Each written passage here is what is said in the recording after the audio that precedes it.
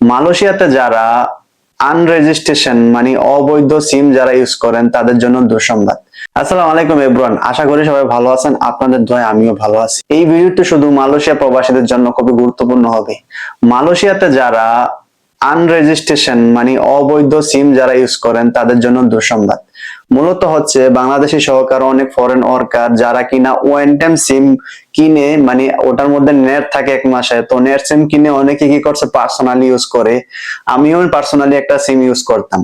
তো মূলত তাদের জন্য একটা দুঃসংবাদ, সেটা হচ্ছে এই আগস্ট মাসের পরে থেকে সকল অবৈধ সিম আপনার বন্ধ হয়ে যাবে অটোমেটিকলি।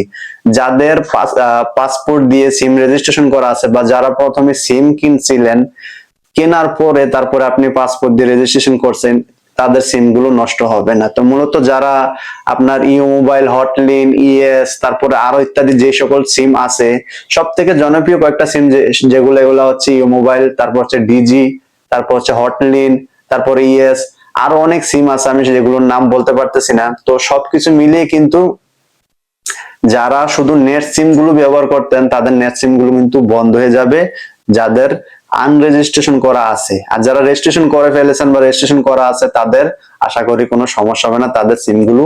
পরবর্তীতে যদি আপনার কাছে অবৈধ সিম, আনরেজিস্ট্রেশন সিম পাওয়া যায়, তারপরে আপনার মালয়েশিয়া সরকার চাইলে আপনার জন্য আইনি ব্যবস্থা নিতে পারে।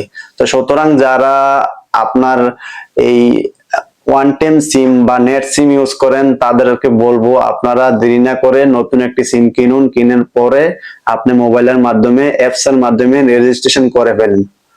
অযথা যারা রেজিস্ট্রেশন করতে পারেন না তারা চাইলে কিন্তু আপনি যেই দোকান থেকে বা যে শপ থেকে সিম কিনবেন তাদেরকে বললে তারা আপনাদেরকে সহযোগিতা করবে। আশা করি ওখান থেকে আপনি একটা নতুন সিম কিনে আপনার নামে পাসপোর্ট দিয়ে রেজিস্ট্রেশন করে ফেলেন, আশা করি আর কোনো সমস্যা হবে না। পরবর্তীতে এই সিমটি নষ্ট হবে না। আপনি যদি প্রতি মাসে আপনার এক একটা সিম এক একটা সিস্টেম থাকে, কোন সিমে থাকে 1 মাস, কোন সিমে থাকে 3 মাস, যেই সিমে যেই সিস্টেমটা কি। তো আপনি সবসময় টাকা রিচার্জ করবেন, আশা করি সিমটি আর নষ্ট হবে না। ভালো থাকবেন, সুস্থ থাকবেন। ভিডিওটি যদি হেল্পফুল হয় অবশ্যই শেয়ার করে দিবেন, সবাইকে দেখার সুযোগ করে দিবেন। আসসালামু আলাইকুম।